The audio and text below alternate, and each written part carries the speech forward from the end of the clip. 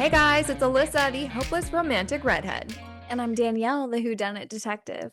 And welcome to Main Character Syndrome. If you feel like you are the main character in your life, you are in the right place.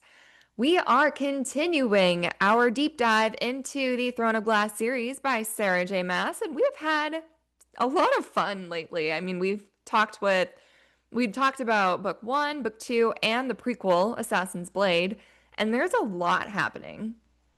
I mean, there are so many characters, and we're about to be introduced into a lot more and different locations being set up. So, I mean, this is prime world building, Mm-hmm. if I do say so. As Sarah J. Maas does best. Yeah. And as I promised you, when we talked about the last book, I think Crown of Midnight, when we talked about that, and I told you, get excited because we're about to basically have a whole new series almost because we are going to meet different characters. We're going to go to different places. It's going to be an adventure. No, I'm excited to hear who is like your favorite character. You said, "Oh, we're going to be introduced into my favorite character." And so now that I've started reading, I'm like, "Oh, could it be this person? Could it be this person?" So, I'm excited for you to tell us who it is. Don't tell me Uh, you don't already know because you know me. I don't think I know.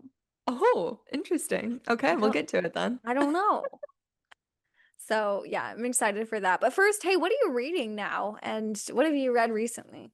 Yeah, let's talk about a reading report card. Okay. So the last book that I read was obviously Heir of Fire. So, I mean, I've already read the series, so I guess it's Mhm. kind of called a reread.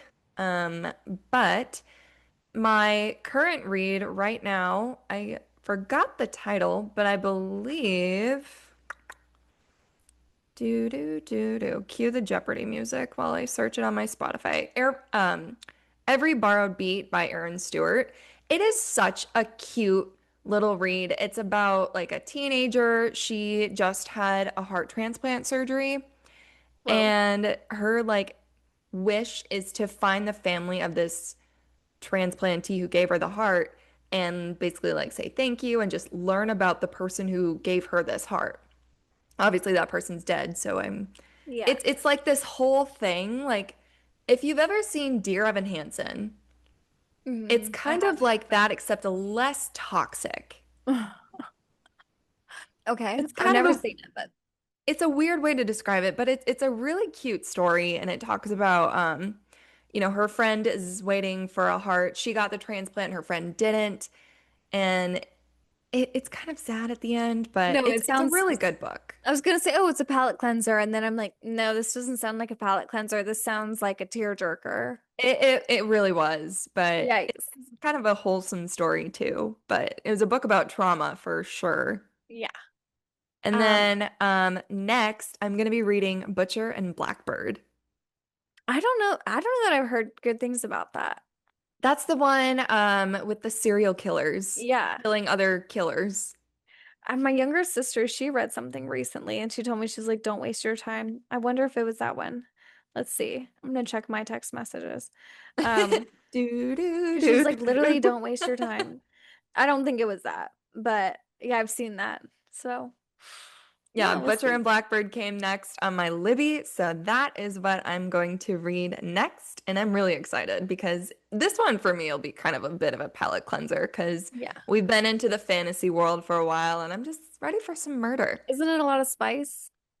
I Does it don't have know. spice in it? I think it might. I don't know. Bryn Weaver, yeah, she kind of puts a Maybe. little spice in her books. I don't Okay. really know. But now a lot of murder. Speaking of murder, I don't know if I mentioned this before. I mean, really, I've been in Heir of Fire and I've been so busy recently. So unfortunately, I Mhm. haven't like read a significant amount outside of studying, quote unquote, for the podcast.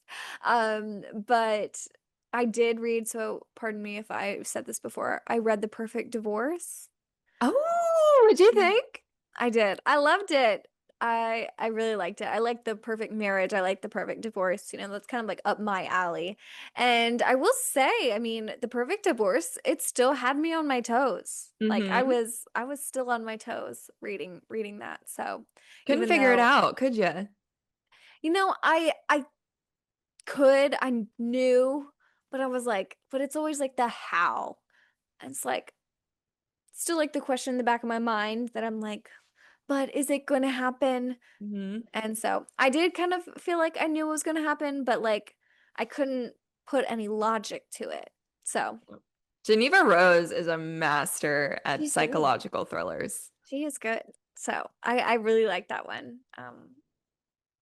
Last, then of course I'm actually still reading Heir of Fire right now, so I've only gone through part of the book, just enough for this podcast, and then I'm going to continue to obviously finish that. So that's my now and next. That's fair. And wait, Alrighty. but the reason, Alyssa, my main character moment, the reason why I haven't been able to read so much is because I'm pregnant. No, just kidding. It's like, you didn't tell me. I was like, maybe I should hesitate. And so she actually like thinks so. No, not pregnant. But I did get a new dog, so I basically had a new baby. So, Aw. um, yeah, well, we're fostering it. Andrew's in the other room, probably like, we're fostering, potentially adopting. She's like, this Uh, dog is not ours. like originally when I first brought him back, he kind of had that, and then now he's like, wow, he's a good dog. He's really sweet. I'm like, I said to his name is Sammy. We've named him Sammy.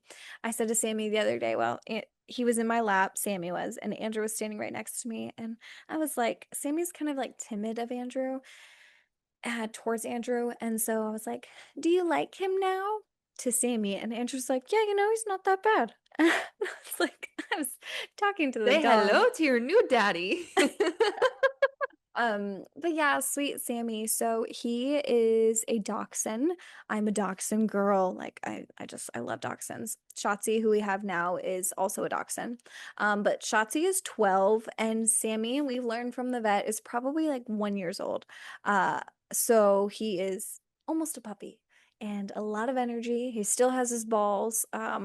He's keeps trying to hump Shotzi, but we're fostering him because he was found in the woods behind our house.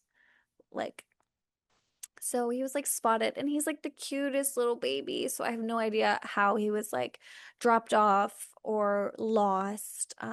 But we're fostering him because we're obviously waiting for like an owner to come forward. He's been posted on all these different lost and found things and like weeks now, and no one's come forward to claim him. So No, you hopefully, I have think, been chosen by the puppy distribution system. You can't give him back now. yeah, I think when this episode airs, enough time will have passed that like after the rescue captures him, they have like I think 14 days to like come forward as the owner before the rescue claims ownership of him. Okay. And so when this episode airs, I believe enough time will have passed so that they're the owners and then I just pay him and then he's mine. So Well, fingers crossed that Sammy gets to stay at the Osborne house. yeah, because I mean, he loves it here. All right, my main character moment is a bit of a sad one, like yours was last time. So if you guys don't know, St. Louis had a EF3 tornado recently. Yeah. I live right outside of the city, about 20 minutes away from that tornado, and while I didn't get a tree on my car, I did get baseball size hail. Yeah, That was a fun time. that'll do some damage. It did. Roof, hood, both sides, back of the car. I mean, it's got a lot of dents in it. So I gotta turn it into insurance and do all the dance with that and get my car fixed. Yikes, that's such a nightmare. When I was in Oklahoma, I mean, we had many hailstorms, and like there was one specific hailstorm that hit a car dealership, multiple car Oh, dealerships, and yep. like that became a whole thing. Honestly, you started to see more and more people from like around the whole region driving dented, like significantly dented cars because the car dealership obviously like went through insurance, but they were like still able to sell those cars and they sold them for like a massive discount. So everyone had like all of these dented cars that they purchased. Oh, for sure. No, that happened here too. A bunch of dealers got hit with the hail. Yeah. And so, I mean, the lots are just full of cars with big, massive dents in them. So Yeah. I'm let's just sorry. say it was a wild time, and I Yeah. don't want to do it again. I've never seen hail that big in my life. It's crazy. I mean, meteorologist here, so Yeah, um, you watched the storm. You know how big it was. yeah, and I mean, unfortunately, people died in Yeah. that tornado. So I mean, it was significant, and obviously, it hit a big metropolitan city, so it's going to cause even more damage, and more people are going to be impacted. So yeah, Well, that in was a crazy. city with sirens that were not turned on. We won't get into that, but I mean, that is what yeah. happened. The city had a human error and the sirens did not go off. Oh, well, hopefully the emergency alerts on your phone are turned on. Yeah, definitely. That this is a strong reminder, guys, to always have different notification systems on during a storm. If you know what's coming, turn on your local news. Danielle will give you all of the expert advice. Meteorologist moment. Make sure you have at least two ways to receive weather alerts in the event Yeah. of severe weather. Charge your phones. This is my like past reporter self coming in. Charge your phones. Make sure you have flashlights. Mm-hmm. You never know. Like people, I always say the human race always thinks that they're the exception. They think Oh, that it'll never happen literally. to them. My husband's that way. Yeah, He's like, we're only I'm married. human. He's like, I'm married to a meteorologist. Nothing's gonna happen to me. I called him months ago and there was a tornado warning here in Springfield. And I was like, hey, like, I know you're home. I was like, there's a tornado. I think it actually might be coming close to our house. So you need to take shelter. And he was asleep, taking a Oh nap. no. And he was like, "What?" And I'm like, "Get to the basement now." And he's like, "Okay, what?" And I'm like, "There's a tornado." And then later on, I come to learn that my husband was taking a nap, and uh, you should always wear clothes, I will say, to bed in the springtime. And I never confirmed this, but I just picture my husband running downstairs with our little wiener dog in the nude, taking shelter during a tornado. I could say something about the dog and him, but I'm not gonna. Oh gosh, I hear his footsteps. Oh, that's great. Bottom line, trust her. She's a scientist. She knows what she's talking about. Sorry, Andrew. Is he there? I don't know. You might be at the door. Look. He heard his name. Now he's like, what's going on? All I thought right. you talk about books on your podcast. Well, instead we talk about wieners and dogs. I will see myself out now. On Oh, that note, here we go to everything that you came here to actually listen to instead of yeah. us yapping. Here we are in Heir of Fire, book technically three of the Throne of Glass series. Hmm. We're going to give you a little recap about what happened in book two, Crown of Midnight, since it's been a little bit since we've talked about it.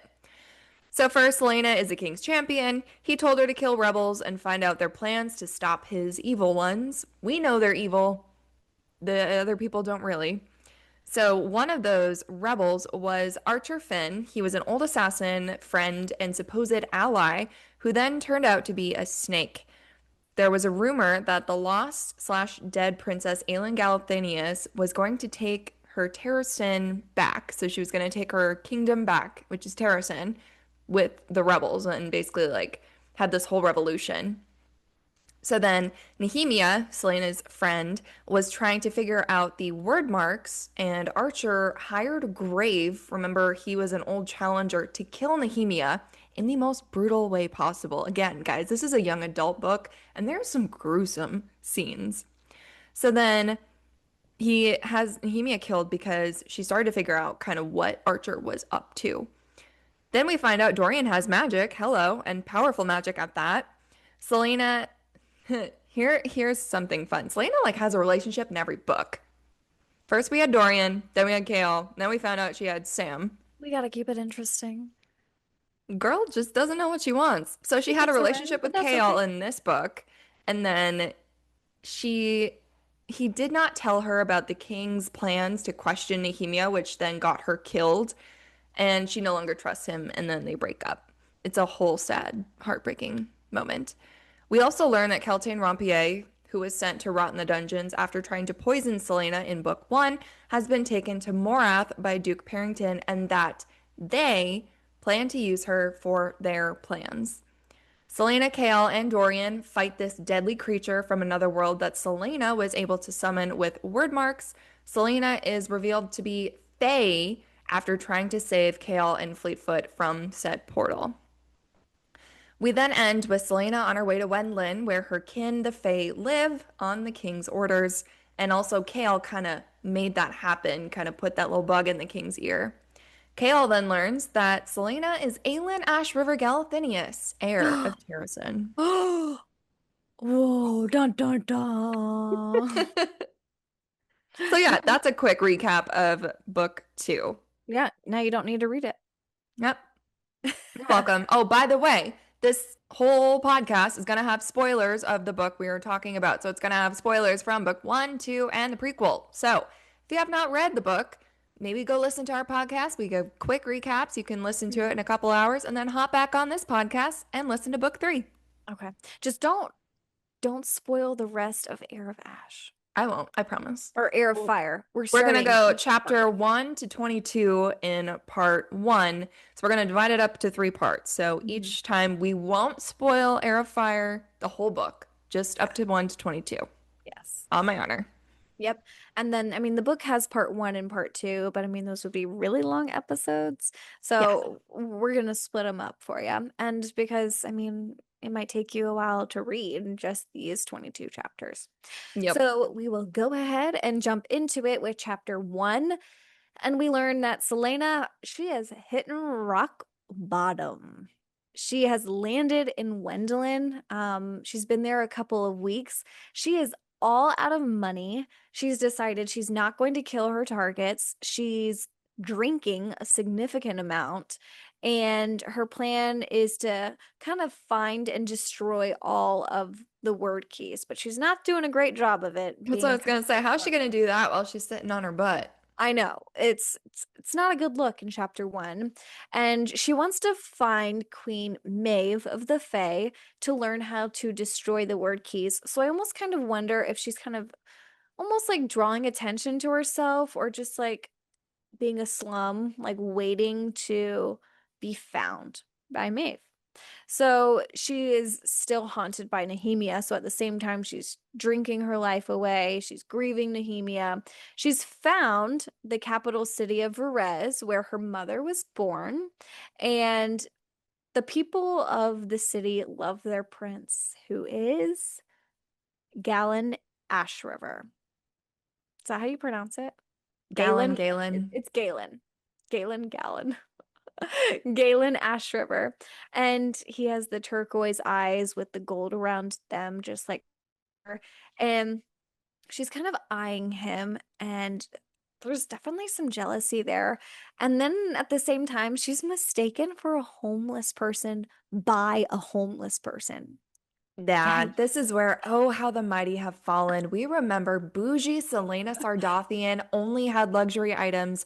Here she is mistaken as a vagrant homeless person by another vagrant homeless person, thinking that she is going to steal her wares for herself. yeah, it was bad. I was like, oof, big Like, oof. girl, this is how you know, like, that's how you know you screwed up big time.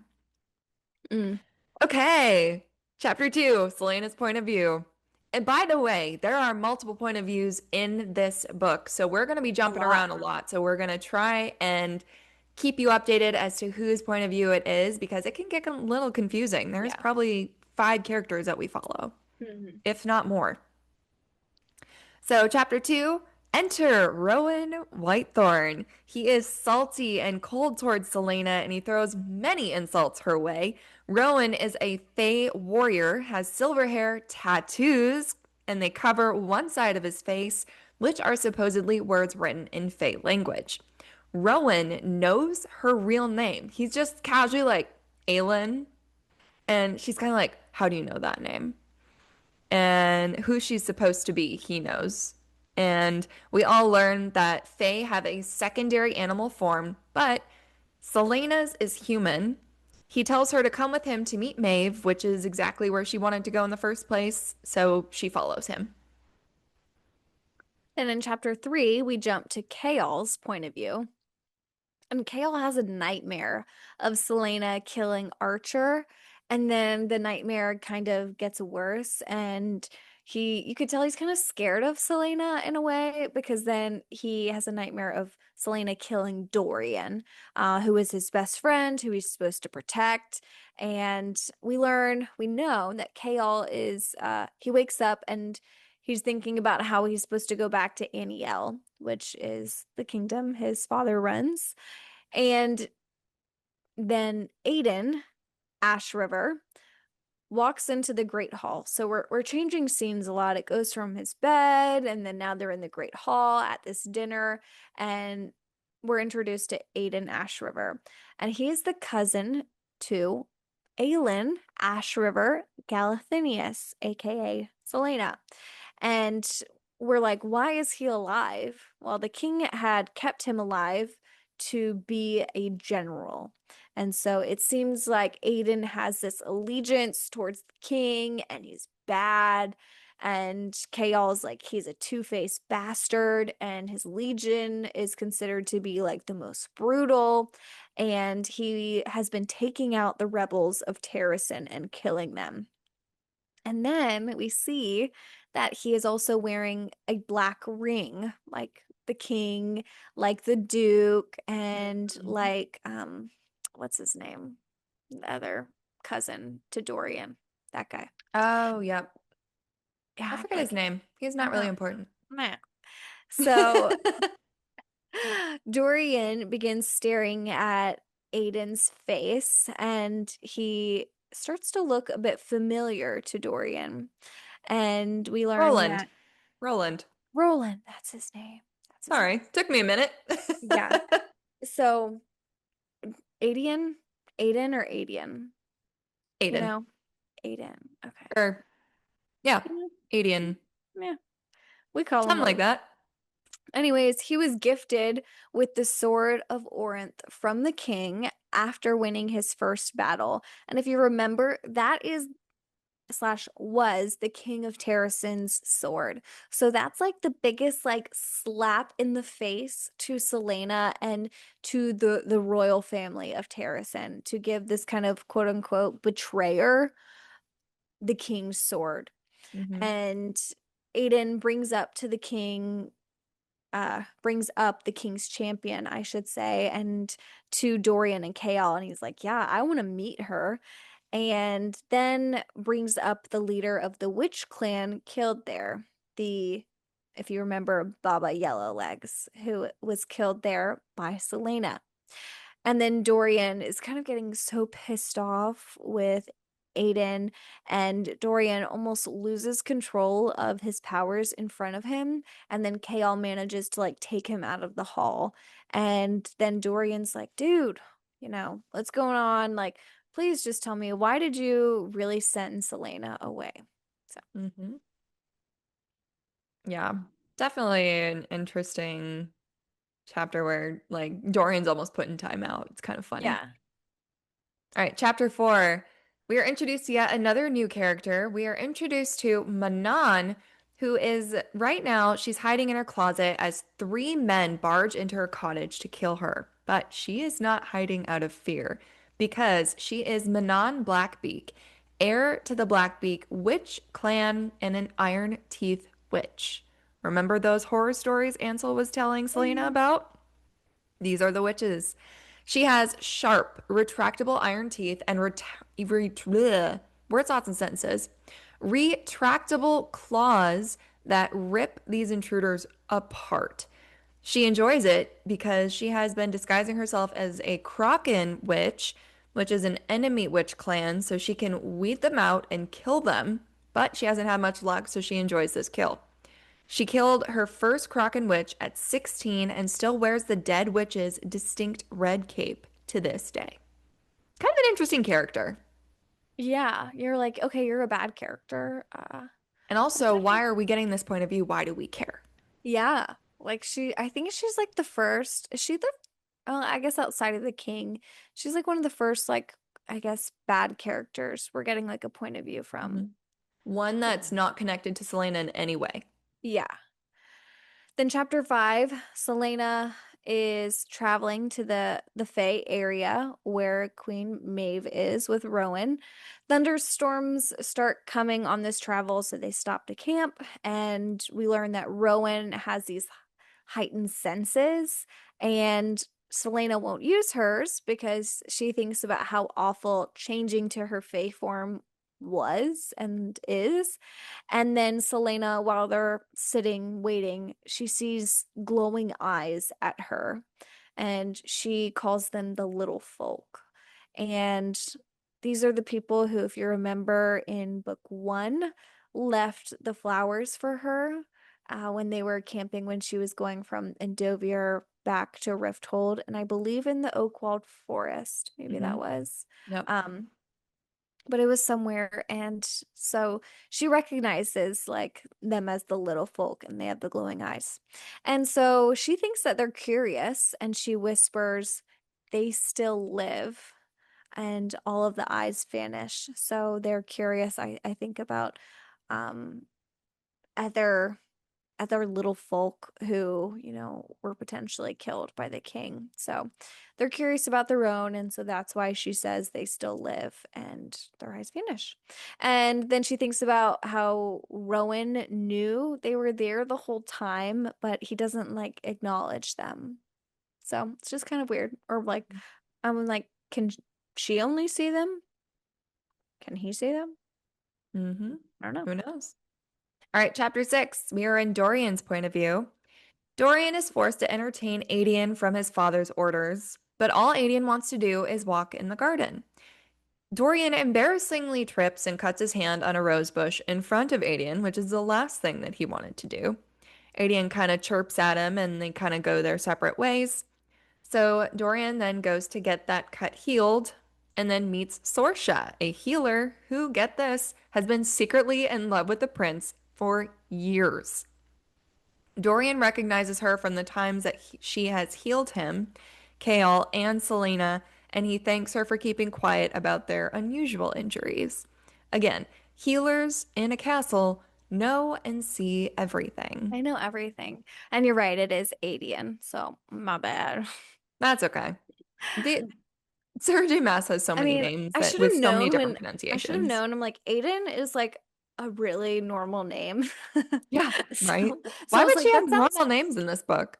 I'm like, yeah, I'm like, no normal names. We have odd names. So then chapter 7, Selena and Rowan, they're still traveling 4 days. She then sees this fortress and she starts to feel like magic wards that she begins to go through. And she's like, oh, it's probably just an outpost before they get to see Maeve. And then she's taken inside, and there sits Maeve, the queen of the Fae, One of them. one of the queens of the Fae, and she's actually her aunt. And she says, "Hello, Aelin Galathinius," Hmm. and then that's the end of the chapter. Yeah, she's like a distant relative of Selena's. Like they go into like this whole like lineage because obviously they're Fae and Selena's part Fae, part human. It's a whole thing because the same thing with Rowan, and we'll learn in this chapter. So, chapter 8, Selena's point of view. Maeve is very powerful and extremely intimidating, according to Selena. This is Selena Sardathian, who isn't intimidated by anything. Yeah, Maeve has beautiful black hair. She's basically described as a beautiful woman, fae woman, and one of the three fae queens. Her sisters are Mora and Mab, who are the other queens. We yes, then learn that Rowan is a prince from Mora's bloodline, which then makes him a very distant relative of Selena's. Important. And Maeve wants him to train Selena to use her magic and harness her power so she can have access to Maeve's like haven of Doranel, where only powerful special fae are allowed. So rude, it's like her little special club that only like cool people can be allowed in. rude, I know, so rude. Selena remembers her parents then wanted to keep her away from Maeve. And Maeve even kind of confirms this with a little snide remark about her parents hiding Selena from her eyes. And Selena can't remember why. This seems important. Rowan then expresses his unhappiness having to train her. Selena shares this sentiment, of course. Selena then, this is really, it's total Selena, but Mm. it's so horrible to say. They say She really said, mean things to each other. well, this is top level because listen to this. Fae like you make me understand the King of Otterland's actions a bit more, I think. She's basically saying she understands why the king murdered all the Fae You're and right. anybody with magic. Like, She started it, but I have another moment later on where I'm like, Selena, how could you say that? Or like yeah, Rowan, how could you say that to Selena? That is terrible. their relationship in this book is fun. Yeah. Then Rowan punches her really, really hard, and she has to shift to avoid breaking her nose. Honestly, that was warranted. Yeah. She deserved it. Then in chapter 9, we jump to Manon's point of view. So we're in chapter 9, and she is summoned by her grandmother, the High Witch of the Blackbeak clan. And they're all there, her and her 13 others, or 12 others. She's one of the 13. And they start speaking to a duke. It's not said which duke, but we can assume Duke Parrington. And there are two prisoners in the wagons with the duke, and she can kind of tell, and she has heightened senses as well. She smells a male and one female. I assume one is Caltaine and one is Roland. That would make sense. And her grandmother then tells her that she was born, her grandmother has told her that she was born soulless and wicked. So we start to learn more about Manon. And then she starts to think that the Duke and the wagon, they all just smell kind of wrong. And we learn that she is over a century old. However, she's aging fast now, like mortals, in the last 10 years because of the king, ruining and ending the magic. The grandmother and her have gold flecked eyes, and she's her heir. So, heir of the Blackbeak clan. Try saying that fast. That's kind of a tongue twister. Yeah, Blackbeak clan. Yeah. And she's then ordered to the Fairy Gap, and the Duke tells them that Baba Yellowlegs is dead, which is kind of like a, oh, snap. Big deal. Oh, Yep. there's more. And then the king invites them to the Fairy Gap. And when they go there, the king's people are like, we have a gift for you. And says that the king needs riders for his wyvern that he's been breeding. And I'm gonna like switch gears completely right here. And I'm gonna say, I don't know. I feel like I know the publishing order, but I'm like there are a lot of similarities between Sarah J Maas's characters and Rebecca Yarros's.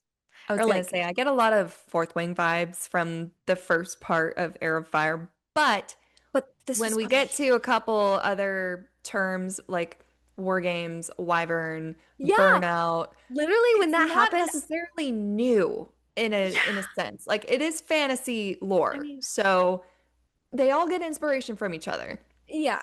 But yeah, I was like when I read the war games is what did it to me. I was like, Rebecca, I These know war games are Sarah. a bit different.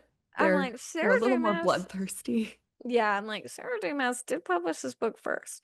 But I mean, I love Fourth Wing, and each of them have their own different storylines.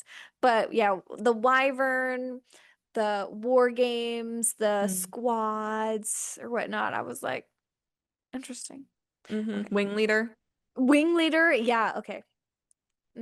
So It it we it is there are a lot of similarities, but we also have to look at other books like The Hunger Games and other like Deathly Trials and different themes like that too, yeah. where authors get inspired by other authors.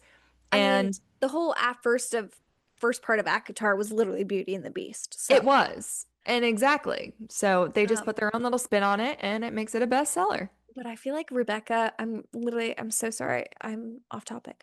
But I feel like Rebecca maybe is like a little sensitive about this because if you remember at the book tour in St. Louis when someone was like, "Please don't Tamlin us," Oh, and yeah. she kind of was like, "Mm," a Yeah, bit. she doesn't want you to stereotype other people's books and characters, which makes sense, you Yeah, know. it's like it's different. Yeah, Dane wasn't So a Tamlin. Dane was better than Tamlin. So, yeah. So I don't know. I thought she maybe was a little bit sensitive to having her work compared to Sarah J Maas's. yeah. I mean, authors get compared all the time. I mean, you look at Lauren Roberts and Victoria Aveyard, their work is very similar. If you guys go back and you read it, they're very, very similar. I mean, Mhm. you've got the same premise of different bloods, different magic, magic, no magic, peasants, royals, the brothers, the outcast that suddenly has power. I mean, it's a whole thing. Yeah. Yeah. So, you know, read what you love and you're entertained by it. That's all that matters. Yeah. Sorry, it's a tangent, but Hey, we are here for the TED Talk. All right. I think we are chapter on 10. chapter 10. Yeah. We're in Kale's point of view, and Kale finds out that some of his guards left their post to attend one of Adian's lavish parties. No, no, no. He Oof. is furious, and he's mad that his other guards never informed him. He's like, "You guys didn't tell me that they left their post. That's almost as bad as you leaving your post to go to this party." So they Yeah. get punished. Kale then goes to find the general, but then, even after searching the tavern that the party's at, he doesn't find Adian anywhere. Hmm. He's not there. Weird. Why don't you attend your own parties? Yeah. Sus. So then in chapter 11, Selena wakes up. You remember she just got cold cocked in the face. And there's a healing mix from supposedly Maeve to help her from her injuries from Rowan. Selena still has and looks at the ring that Kael gave her and thinks about how it wasn't Kael's fault that Nehemia died. Interesting. But she's still pissed that he kept information from her. And then we learn that in this like little community of people who are like in the in between, I'll call it, like there are a bunch of people here that are like what we learn are demi-fae Hmm. who are like trying to, or also fae, but everyone just kind of has to prove themselves before they could get into Maeve's like To cool, Dornell. yeah, Dornell, her cool posse squad. Hmm. And so she's here in this kind of in between, and here they're a community, and she's on this scullery duty. And then Selena wants to introduce herself as Alentia, which you remember is the name Nehemia personally gave her. So then she meets her scullery boss, Emrys, who is quote unquote a half breed, and Luca, who is another coworker there in the kitchen. We learned that the hearth there is decorated with stones, with symbols, and the mantle has 9 figurines of gods and goddesses, and two in the middle. One is crowned with a star and bow, and the other holding a bronze disc. And then she feels them watching her. I didn't know if this was important. It kind of seemed important because it was like very descriptive. So I was like, I don't know, I'm gonna make note of this. I But don't know. this is like the one time this is the one book where I haven't read it through and then gone back and made my notes. So you are getting like the raw thoughts right now. I like that almost better. You think? I think so. Okay. So yeah, these are all like raw things that I'm noticing when I read a book that I'm like, oh, this seems like it's important. So I've noted I'm not these. going to tell you whether or not it's right. Yeah, and that's okay. So she's cutting food, washing dishes, and Luca says that she must be unlucky or important for Rowan to be training her, and says that he has been here for years to prove himself to be able to enter Dornell, and it's been a long time and he's still not there. Emerus has trained for a long time as well. He started training at 15 for 10 years, and then he was deemed too ordinary. And he's described basically as like an old man, I think. Yeah, and so Selena's like 10 years. I can't stay here for 10 years. Yeah, I can't stay here for 10 years to even be like tested. And, he's been there a lot longer than 10 years now. So he's like a lot older. But he's just decided to stay there and he has a mate, which is similar to the ACOTAR series, if you are familiar. And I don't know because I haven't read Crescent City, but I kind of wonder if that's the case in Crescent City too. Mate is a very familiar word in like a fantasy series. There's Yeah. there's plenty of authors that write about mates. Yeah. But So, yes, Crescent City has mates. mhm. And she calls them half breeds to their face, and they're like, whoa, whoa, whoa. No, we prefer demi-fae, which is definitely a way better term. And Maeve collects gifted offspring, basically. So she collects these kind of special people. Kind of And backing up to the half-breed. It's almost like in Harry Potter when they called them Muggles. yeah, yeah. Now that I learned that they prefer to be called demi-fae, when I say half breed, I'm like, "Ugh, ow, yikes." Um, I'm a muggle. Um, and then apparently some woman 2 years ago, I don't know if this is important, came and she could do a significant amount of magic, but then she left for Dornell quickly. So she was able to prove herself like almost immediately and then was like in and out of there. And then we learned that Rowan is very old and we know he is very mean, but he's very old, even Yeah, though he looks younger. very spiteful. He seems hot. You might be. All right, chapter 12.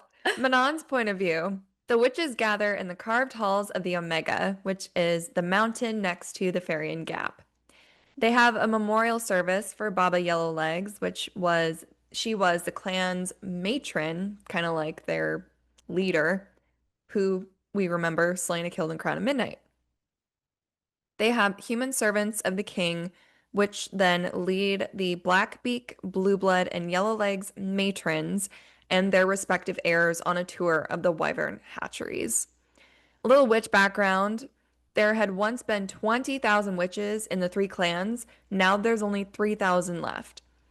Then we find witches don't have feelings, they don't love or care. Astrid is Manon's second and has had her back for nearly a century. Yellowleg's heir is Iskra. Blueblood's heir is Petra. The Blackbeak clan have 20 covens. Manon rules all of them with what she calls the 13, which is like 13 of like her soldiers, her best people. Mhm. They're loyal only to Manon. They show the witches a bull named Titus, the biggest wyvern they have, and Manon decides that he will be hers. Yeah. Then we jump to Selena's point of view again, and she goes with Rowan to train now. He wants her to shift into her Fae form, and she just doesn't know how. And then he starts kind of like fighting her, and he's like beating the crap out of her again. And he like I don't know how he knows how to trigger her, but he calls her a coward. If you remember, Nehemia, Nehemia calls her, I believe, a coward Mm-hmm. and it's like ugh, stabbed to the heart and she tries to change but she just can't, and then he takes her to the tombs of ancient lords and princes, and the place she describes as being kind of alive, and he makes her walk through and face the quote unquote the whites. Mm-hmm. I also want to point out too, there are a couple times in this book where Selena and Rowan share like these like looks, and it's almost like he can read her mind and she can read what he says or what he's thinking because like I don't know, there are like these weird instances where he's like, you wouldn't actually like do that, and she's like, you're a bastard, and he just kind of like looks at her like this after she thinks it. I don't know, just some things to think Hmm. about. Yeah, that's All interesting. right, That would make sense for why he knew to trigger her would be to call her a coward. that's true. We'll see. All right, chapter 4, Selena's point of view. Cocky Selena Sardathian is too bullheaded to say no to this task. As she prepares to face a Barrow Wight, she instead finds this strange, dark figure with an onyx necklace called a torque around his neck. She's suddenly taken back to the night she woke up in her parents' blood, which of course was an extremely traumatic experience. Then she's thrown into the memory of finding Nehemiah's remains after her brutal massacre, which was another traumatic experience. So then Selena starts like shifting between her human and fae form and starts like losing control. Rowan then pulls her out of it and then says, "Ah, you failed." And then he doesn't know what that creature was either. Like this was so traumatizing for Selena. Like Selena Sardathian peed her pants. Yeah, that's Like another thing. Like she threw up multiple times, Peter Pans. like Like she's like this is like fear. yeah, petrified. I couldn't imagine. And then chapter 15, we jump to Kael's point of view. He meets with his father at the castle, and Kael isn't prepared to leave, and he hasn't found his replacement. And so he's using this as a weapon to his dad. He's kind of like, I can't leave yet. I have to find my replacement, and I still haven't told the king. And he's been going to Adian's parties, trying to figure out what's going on, but Adian's never there. And he starts thinking about how he's gone to a party, and a courtesan says, yes, he paid me for my service, but there was no service. And then Adian left this courtesan on a street corner and then was just gone. And so she told all of this to Kaol, and Kaol's just like, what the hell is going on? No one knows when the quote unquote Bane, which is like his army, was going to arrive, or even like where they are now. So we learned earlier in the book that they're supposed to be on their way, and Adian just came here early and they're coming. Um, and Kale's like, I have to figure out what's going on. And he's reading books about magic because he also wants to help Dorian, and he also wants to help Selena. And his father is, pissed. He's like, you need to come home. This was the deal. And he tries to give him a letter from his mom. And like Kale has like a lot of like love and feeling for his mother and feels bad for her because the father seems like kind of abusive. And the father's like, you have 2 months before you have to come home, and that's all I'll give you. Then next, we jump to the healer's point of view. What's her name again? Sorsha. Sorsha. So Sorsha, she goes to the prince's tower, and the prince has summoned her there to heal him. And we know that she's got the hots for him, like major crush. And we learn that she's from Fenharrow. Now, Who else is from Fenharrow? who? Irene. Oh, shoot. Is she Irene? No, Oh, okay. no, she's just from the same spot. Oh, okay. They're healers. Yeah, interesting. Okay. So she apparently, when she first met the prince and saw him, she did not know that he was the prince, and they were much younger when this happened. And she says that when she learned who he was, that she like was really upset, which is kind of sus, I feel like. I don't know if maybe she's like upset because he's the prince and they'll never be together, or I'm like, or does she have beef with the family? Is Mm, she like, is she secretly trying to kill them? You know? I don't know. I don't know. So it was just kind of sus when she was like, I was so sad when I learned that he was the prince. Like normal people would be like, oh, great, he's the prince. Maybe we'll be together. I kind of think of that as like, oh, he's a prince. I'm a healer. Okay, understandable. But So I don't then, know. I don't know. Sip your drink, girl. So Dorian asks if her village still exists and if her parents are still alive. And she says no, it was burned and her parents were killed in an immigrant purge by the king. And she says she's worked there because she basically has nowhere else to go now. And he apologizes. He's like, why do you work here? Like, I'm sorry. And then the next day, one of the prince's servants goes to her and asks what the name of her village was because Dorian says that he wants to add it to his own personal map of the continent.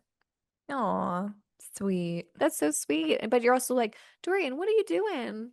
You Yeah. got something, you got something planning behind the Also, scenes? this poor girl's definitely a rebound. You think? I think so. I don't know. Dorian, well, he's always been kind of a ladies' man, so I True. don't know. True.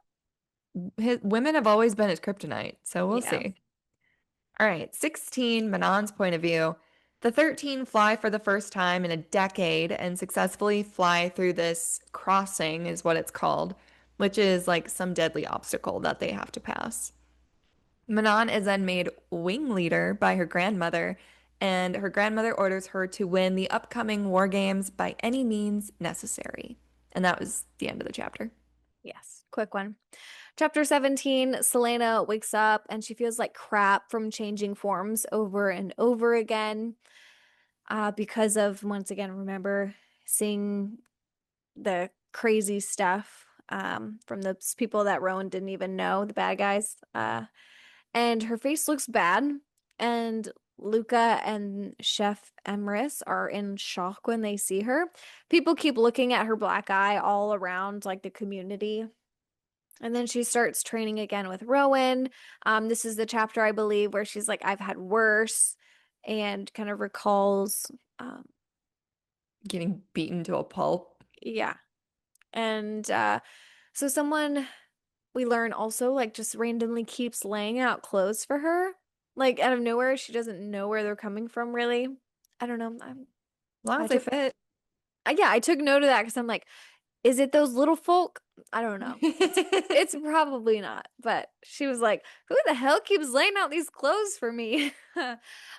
Anyways, she goes to the kitchen for leftovers, and then she starts to hear a lot of people still there in the kitchen. And Emrys is there with his mate, Luca, Luca's, girl, and several others. And Emrys starts to talk about fairies who used to walk among them. Fairies, not fae. And he Mhm. says the wicked fairies you had to watch for, and he goes into like this scary tale about them.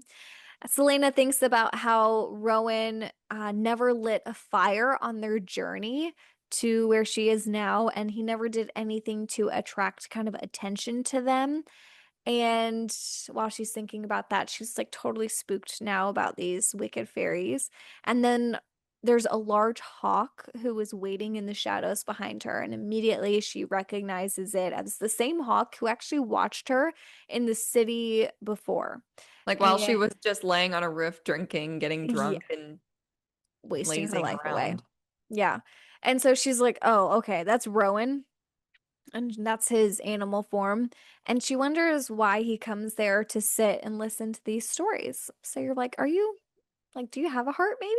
Maybe a Yeah, little are you bit? actually part human? Yeah.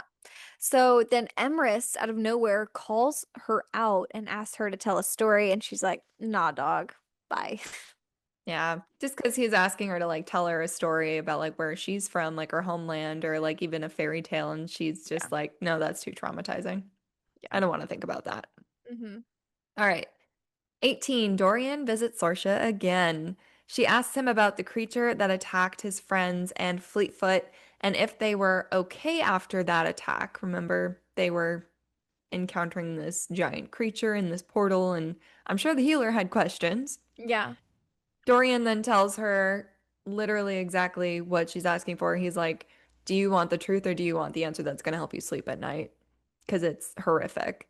Yeah. And then he is overwhelmed by the traumatic memories. And then he accidentally unleashes his magic in that room, breaking things around them. Sorsha then takes the fall with the head healer, who's like, what the hell just happened? And then offers her help to Dorian to suppress his magic. Later, Kale follows Adian after he leaves another party, starts another party, leaves his party, doesn't even attend it. And then he follows him all the way to the slums where then Kale gets caught. Whoa. Hey, y'all. Again. Hey, y'all. Again. Again. Chapter 19. Okay, listen up, guys. This chapter gets wild. I was like, whoa. Okay. So fun to read it again. I had so Oh, much fun. oh my gosh. I was like, ah. Kaol is being held captive by sentries. He recognizes these sentries from being held by them before. They're the rebels who captured him before in book two. Two. Yeah. And Kaol says that he came for Adian and tells them, you need to be wary of Adian. He works for the king. And Adian says when the king gave him his sword, he also gave him this black ring. And he has a good sense. Wonder how. And he knew it was a weird ring. And that instead of wearing it, he made a replica of the black ring and quote unquote threw the other one in the sea. I don't know. Did he actually? Maybe, maybe not. I question that. Maybe he did. Adian says Kaol must know what the real ring did. And then Adian knows Selena was a rebel sympathizer and allowed rebels to sneak out of the city. And then he also says that Kaol knows too much and that they can torture the information about the ring out of him, or he can just tell them they won't torture him, but they're just gonna kill him regardless. So they're like, "You're just a dead man. Do you want it to be painful? Do you want it to not be? We're gonna get this out of you." And as they're about to kill Kaol, all of a sudden I was like, gasp, like full on, what? He says, Aelin is alive. And I'm like, By the way, he just throws our girl under the bus. I was like, Kaol, you POS. What? What? He's just He's like, like, wait, Aelin. wait, wait, don't kill me. I know something. Yeah. She's like, Aelin is alive. And I'm like, you gave her away. Yep. What? Insane. So then Adian, excuse me, who is known as a liar and a trickster by those close to him, that's pointed out. And we learn this in Adian's kind of point of view that half of the Bane are actually rebels or sympathizer of the rebels that he's supposed to be killing, and that their battles have been mind blown, staged. He's like, oh yeah, I kill so many people until they actually walk away from the battlefield and go eat dinner with their family. I was like, what? He is cousin and protector, and he says that cousin kin protector is his beloved title. He loved Aelin, and she was going to be his queen and swore the blood oath to her. He was going to He was swear the going blood to. oath. He He has was going not to done swear that the. yet. That's important. Okay, he was going to swear the blood oath to her. Then we learn a new character, Ren Alsbrook, who is also like a dead man who is actually alive. He is the heir and lord of Alsbrook, and he seemed important or like a new character. Then Adian was supposed to be Aelin's sword and shield, and the night that her parents were killed, he was supposed to be that for her. And by the time he ended up riding out of where he was staying to them, the parents and Aelin were already dead. Aelin's not dead, but he doesn't know this. Kaol then tells Adian only, he won't tell anyone else, of Selena and her story. Man, this guy's, he's just talking, talking, talking.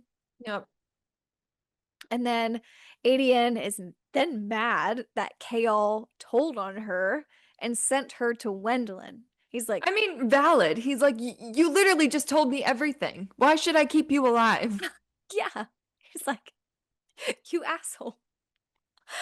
Um, so he tells him that, and then Adian is like internally like, I want to know everything. I want to know everything about Aelin. Like, I haven't gotten to see her in 10 years. She's a completely different woman. He wants to know about her plans, but he doesn't think that he can ask just quite yet.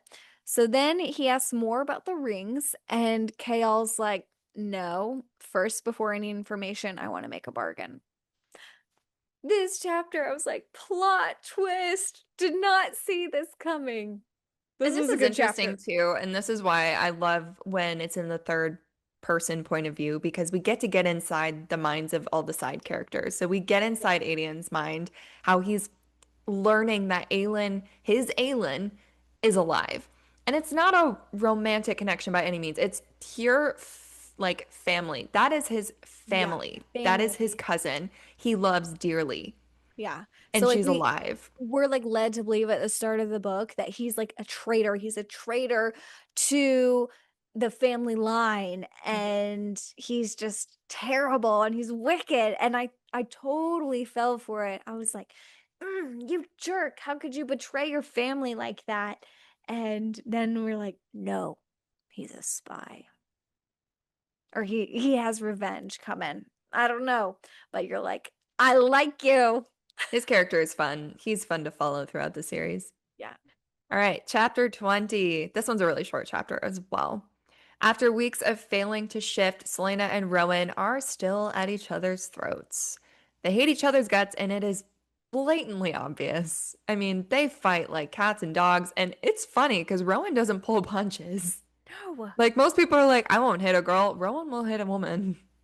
he hits Like, her hard. it's almost also though like a compliment in a way because he's not going easy on her in her training. Like, girl needs Yeah. to be beaten up sometimes. She can take it. She's Fae.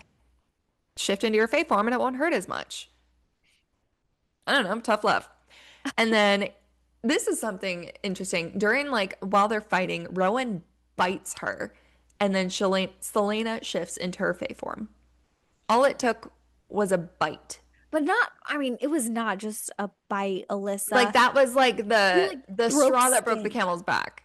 Yeah, he like broke skin and was like claws deep, fangs deep into her neck. And it's like Yeah, painful. yeah. He draws blood. Obviously, It's he's got like abuse. they're what Fae fangs, and they're like vampire teeth. Yeah. Anyways. So then she's like, going insane. She's so mad. She gets so pissed at Rowan, and all of a sudden, she changes after getting so angry. Her senses are then all heightened, and all of a sudden, she releases blue fire. And then quickly it all vanishes, and all of the oxygen has been removed, we learn, by Rowan. And then we learn that Maeve has sent Rowan specifically for this purpose because she knows that Selena has this blue fire, needs a way to put it out. Rowan can do that. And so Rowan is there kind of for that purpose. And then Rowan talks to her and he asks if Kale knew about her, like knew who she was, knew she's Fae. And then he says that he won't bite Selena ever again.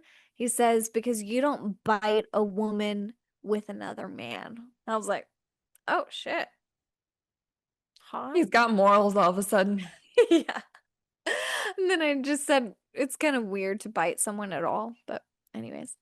So she tells him that they're not together anymore. And he's like, why? And she's like, well, because he's safer without me. And then Rowan says that those you love are used as a weapon against you. And he's like, yeah, it's probably for the best. They're used against you. He And also then says she, this in a way that it's like, oh, what happened to you? yeah, he seems like he's gone through it. So then at this moment, she also starts to grieve Nehemia because Nehemia was kind of used against her. And then Rowan, of course, is mean. And this is what I was talking about, Alyssa. Rowan is mean and is like, you know what? Aelin, you should have died 10 years ago. It would have been better. She did throw the first shot saying that she understands why the king murdered everybody. I'm just gonna say that. She did, but I mean that wasn't like completely per like towards him. Like, oh, like I wish the king would have killed you. Hmm. No, he's like, I wish you would have died. It'd have been Yeah. easier on all of us. I was like, They're cruel to each other. They're taking their traumas out on oh, both of them, oh and my gosh. two wrongs don't make a right. Yeah. Look, I guess. But I was like, that's terrible. Anyways, Selena starts looking for answers after training with Rowan, and Rowan is still kind of following her. She tells him that she made a promise to save her friend's people and kingdom, referencing Nehemia. And then she walks into the woods thinking she's alone and rests in a cave and dun dun dun makes a fire. Remember what you're not And supposed to do? we're not supposed to do that. And then she begins to see those glowing eyes. She's not bothered by them, they're the little folk. And then she falls asleep and is abruptly woken up.